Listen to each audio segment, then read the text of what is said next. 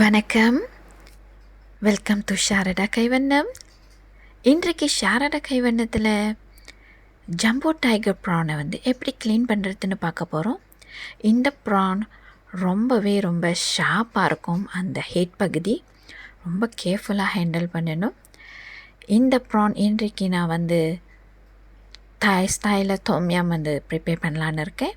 So அதுக்கு இந்த ப்ரானை எப்படி க்ளீன் பண்ணலான்னு பார்க்கலாம். ஃபஸ்ட்டு இந்த ப்ரானை கால் பகுதிகளை நல்லா ட்ரிம் பண்ணிடணும். கத்தியால் ட்ரிம் பண்ணுறதை விட ஒரு கிச்சன் சீசர் எடுத்துகிட்டு இந்த மாதிரி அதோட கால்களை எல்லாமே ட்ரிம் பண்ணி எடுத்துடலாம். அதுக்கு மிகவும் பிக்கான ஒரு சென்சர் இருக்கும். அந்த சென்சரும் எல்லாத்தையுமே இந்த மாதிரி ட்ரிம் பண்ணிடலாம். அதோடு சேர்த்து அதோட கால்களும் நம்ம ட்ரிம் பண்ணி எடுத்துடலாம். முக்கியமாக இந்த தலைப்பகுதி தான் நம்ம கழிக்க வேண்டியது இருக்குது. மற்றபடி கால்கள் மற்றும் டெயில் பகுதி கொஞ்சமாக நம்ம ட்ரிம் பண்ணி விட்டுக்கலாம்.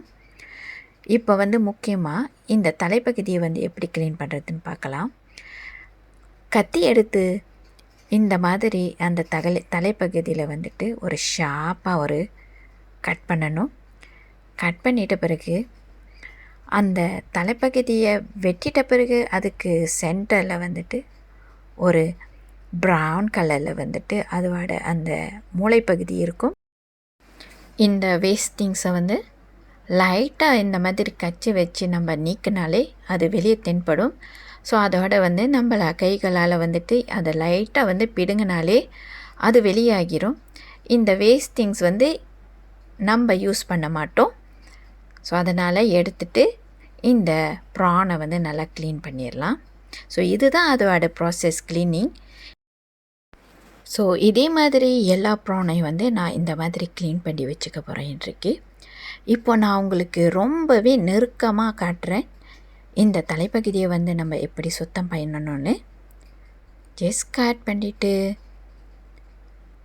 அதோட கண்கள் மற்றும் ஷார்ப்பான அந்த திங்ஸை எல்லாமே ரிமூவ் பண்ணிவிட்டு கொஞ்சம் ட்ரிம் பண்ணிவிட்டு பிறகு லைட்டாக ப்ரெஸ் பண்ணிங்கனாலே அந்த மூளைப்பகுதி வெளியாகிடும். ஸோ இந்த மாதிரி கத்தியால் நீக்கினாலே வெளியாகிடும். ஸோ இதை நல்லா தண்ணியில் நல்லா அலசிட்டு நம்ம குக் பண்ண ஆரம்பிக்கலாம். இந்த ப்ரான் க்ளீனிங் வீடியோ கண்டிப்பாக உங்களுக்கு ஏதோ ஒரு இன்ஃபர்மேஷன் கொடுத்துருக்கும் என்று நான் நம்புகிறேன். இன்றைக்கு இந்த வீடியோவோட நான் உங்களிடமிருந்து விடைபெறுகிறேன்.